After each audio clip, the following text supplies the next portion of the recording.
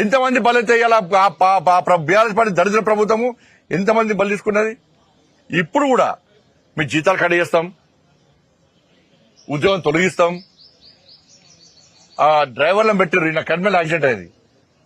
వాళ్ళకి లైసెన్సులు లేవు, వాళ్ళకు శిక్షణ లేదు, నడుపుతున్నారు, యాక్సిడెంట్లు అవుతున్నాయి.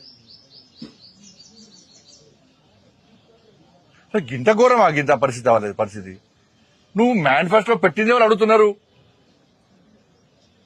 కాబట్టి భారతీయ జనతా పార్టీ ఆర్టీసీ కార్మికుల యొక్క న్యాయబద్దమైన డిమాండ్లకు, వాళ్ళు చేస్తున్న సమ్మెకు భారతీయ జనతా పార్టీ పూర్తి మద్దతు ఇస్తున్నది.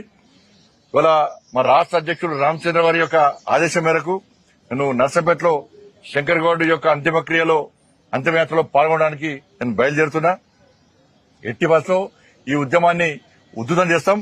ఆర్టీసీ కార్మికులు చేస్తున్న సమ్మెకు భారతీయ జనతా పార్టీ కార్యకర్తలందరూ కూడా మద్దతు తెలపాల్సిన అవసరం ఉంది.